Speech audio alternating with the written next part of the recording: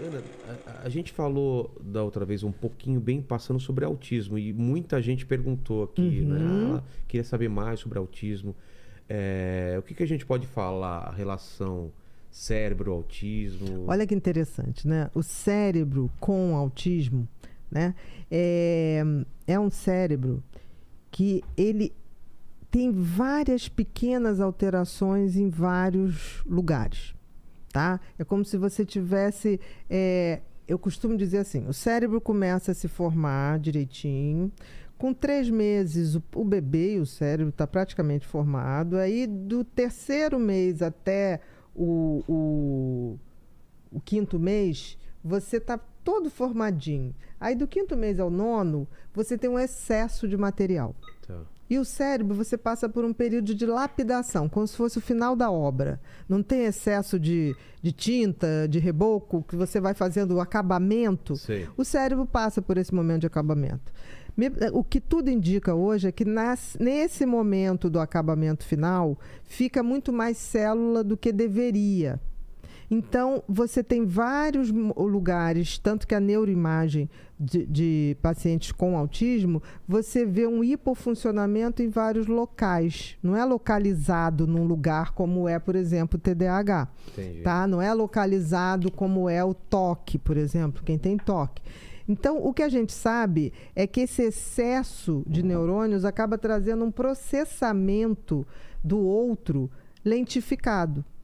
Então, por exemplo, a grande dificuldade... O excesso acaba sendo... prejudicial, porque tira a qualidade do reconhecimento. Por exemplo, uma pessoa com autismo olha aqui a nossa conversa e ele não consegue ler a linguagem facial. Por exemplo, quando você ri ou quando você não está gostando, não está gostando do assunto, que você faz assim... Ele lê visualmente... Mas ele não decifra. Porque ele não aprendeu lá atrás? Não, porque fixou? O cérebro dele tem uma dificuldade de microsegundos, milésimos de segundo, em processar aquela face e dar o significado. Tá. Se você mantiver durante muito tempo, ele vai processar. Se eu rio durante 1 minuto, tá. Aí, isso, ou então se eu fico com cara zangada durante um tempão, ele vai dizer, você está zangado? Mas numa conversa social, numa relação social, você muda muito. Então, essa percepção social ele não tem. Entendi. Então, o que acontece? A condição sine qua non da pessoa com autismo é a dificuldade social. E a dificuldade de linguagem nessa troca social. Então, ele tem uma alteração de fala, de se expressar, ele tem uma alteração de identificar, processar o que o outro está simbolizando para ele, tanto que, em geral, uma pessoa com autismo, ele gosta de um assunto, ele vai falar daquele assunto o tempo inteiro. É verdade. E você pode estar com a cara de tipo assim... É porque eu tenho um tio assim. E ele continua. Mas não é porque ele está implicando com você, é porque ele não faz essa leitura facial. E para fazer isso, a gente tem um tal dos neurônios espelho. O que é o neurônio espelho? É esse que eu consigo ver em você. Entendi. Tá? Eu sei a fisionomia que você faz, que eu também faço. Esse neurônio espelho deles funciona mais lentificado. Olha que interessante. Exatamente. Por isso a dificuldade é de socialização. Porque ele não tem o traquejo social, a leitura social. Entre 2 autistas, talvez eles tenham a mesma timing ou não? Ou talvez fique num time... Por exemplo, eles adoram música. Tá. Se eles tiverem o mesmo gosto musical, eles são capazes de passar 12 horas ouvindo a mesma música. Não são várias. Então, quando ele gosta de uma música, ele põe aquela música, talvez, repetida vezes. E não se enjoa. Então, assim, muitos apresentam dificuldade na linguagem, adquirir a linguagem, porque a linguagem é uma coisa que tem a linguagem falada, tem a linguagem escrita e tem a linguagem do corpo. Então, é claro que prejudica. Você prejudicando a interpretação de microfaces, de jeito do corpo, se a pessoa está descontraída, se a pessoa está tensa, dificulta essa linguagem também. Claro. Entendeu? Então, assim, agora é interessante porque é um universo singular. Porque, ao mesmo tempo, eles têm uma hipersensibilidade com o mundo. Então, por exemplo, uma pessoa com autismo, você falar alto perto dele, ele interpreta como se você estivesse batendo nele. É mesmo? Eu tive um paciente que ele era de Santo Agostinho. Ele tem o Asperger, que é um autismo que ele aprende a ler, a escrever, ele não tem essa dificuldade. É um tipo de autismo ou não? Hoje a gente até separa. Antigamente se falava que era autismo de alta performance, porque a maioria dos autistas, das pessoas com autismo, a gente não usa mais autista a palavra, não, é a pessoa com autismo, né, para separar a pessoa da patologia. Eles tinham muita dificuldade, muitos apresentam dificuldade de ler, de escrever, de interagir, né? E o Asperger, ele não tem esse problema, ele não tem o atraso da linguagem, ele não tem o atraso da escrita. Onde que ele é parecido com... Na questão social. Ah, tá. Nessa interação e nessa fixação em determinados assuntos. Então, ele é bem mais flexível, mas ele também tem aquela rotina. Uma rotina... Porque que ele segue à risca. Mudar a rotina de alguém que vive com autismo é muito ruim. Desorganiza a cabeça. Toque? Seria Não é toque, mas ele tem rituais que é como se aquilo tirasse essa grande confusão das coisas que ele não entende, dessa hipersensibilidade. Então, quando você tem certeza que você tem ou desconfia que você tem uma criança com autismo, você nunca deve fazer aquele contato forçado, que você fala, ai, que bonitinha, a bochecha. Isso mata eles. Porque a interpretação deles é que você está batendo nele. Eu tinha um paciente que era do Santo Agostinho, ele tinha 9 anos. E aí um dia ele foi no meu consultório, a mãe falou, doutor, ele disse que a professora de português bate nele. Eu falei, mas bate? Eu falei, mas tem outras que bate? Não. Ele falava assim, eles repetem, né? Não, só ela. Eu falei, e qual a melhor professora? De matemática. Aí eu resolvi ir lá.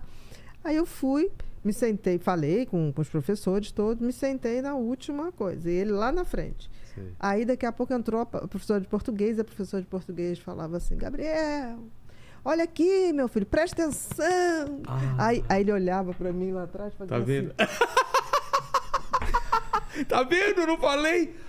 Aquilo pra ele. Aí eu fazia assim. E ela falava alto, sabe?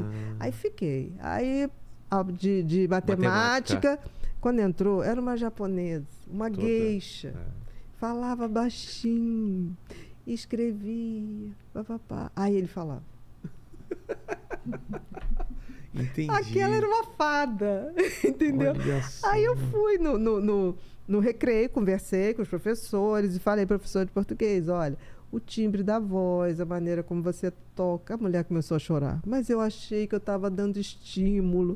Eu falei, não, você está certa. Serviria para qualquer criança, menos para ele. Ele é o contrário, você tem que falar baixinho, Eu só sei que 15 dias depois ele voltou na escola, aí ela falou, a professora de português, eu não vou conseguir ser que nem a Yoko. Falei, não precisa, mas para de fazer isso. Tocar já é. Porque ela falava, vamos, naquele ânimo, sabe? Aí eu só sei que 15 dias depois ele voltou e eu falei assim, e aí? Aí ele, o que você botou na água da escola? Aí eu falei, por quê? Não, porque a professora de português está muito educada. Ela está muito educada. Você botou alguma coisa na água dos professores. Olha só. E tem uma coisa muito fantasiosa na cabeça deles. Eu tenho um paciente que tem Asperger, que ele hoje tem 57 anos. Tá. E toda vez que ele fica com alguma situação de conflito, ele tem todos os rituais dele. Quando alguém tira alguma coisa daquele ritual dele, ele fica nervoso. Aí, toda vez que ele está ansioso e precisa que eu ouça ele, mesmo que ele repita várias vezes, ele liga para mim e fala assim, Ana Beatriz, Bárbara Gordon, aqui quem fala é fulano Wayne.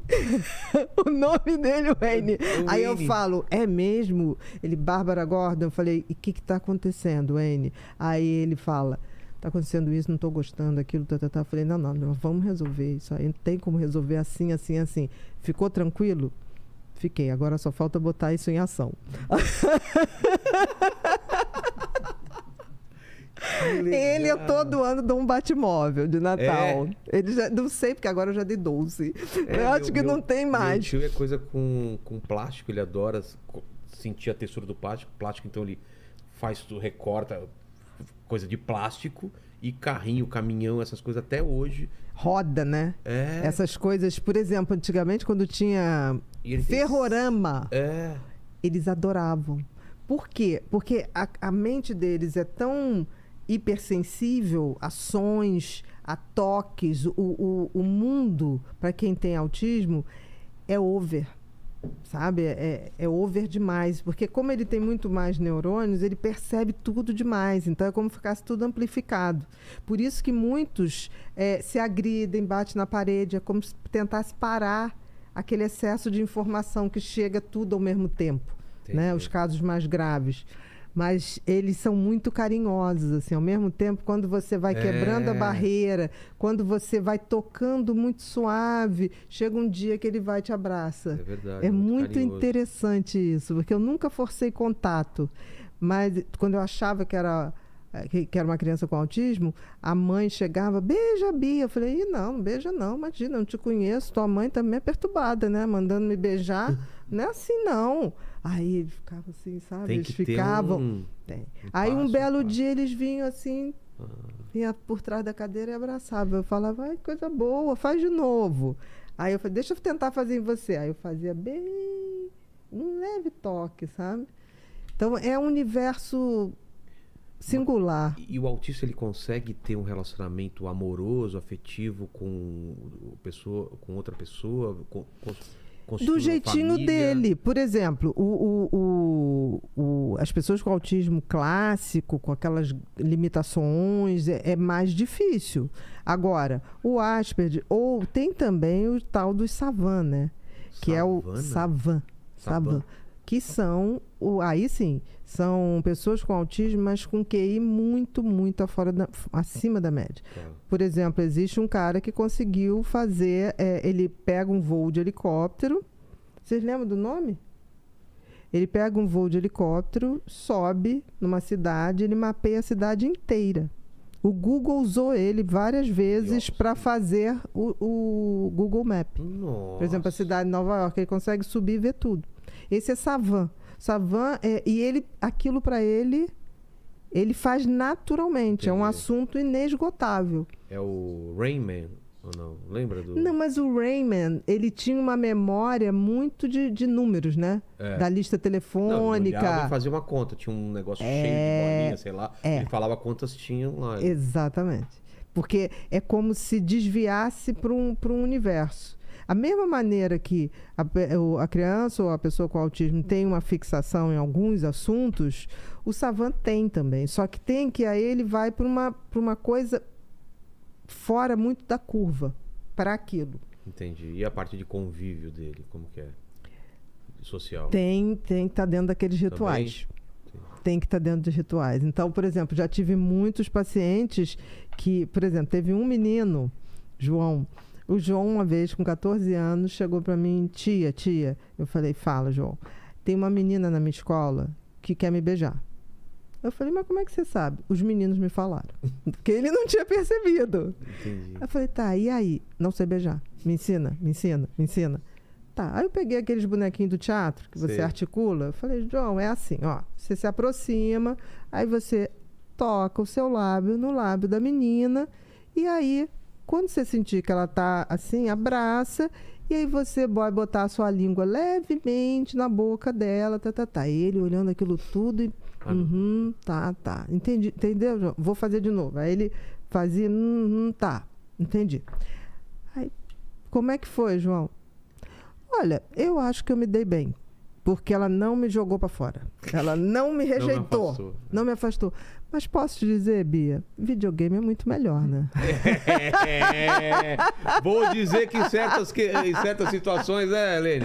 Às vezes você fala, era melhor ter ficado em casa jogando videogame, né? E teve a primeira vez que ele levantou e teve aquela ejaculação da adolescência, ele me ligou apavorado. Nossa! Ele ligou apavorado. Aí ele... Eu fiz xixi na cama. Eu falei assim, mas esse xixi é diferente? Ele, como assim? Eu falei, é mais cremosinho, é não sei o quê. É. Falei, não, meu amor, isso aí foi que você teve uma ejaculação. Ejaculação?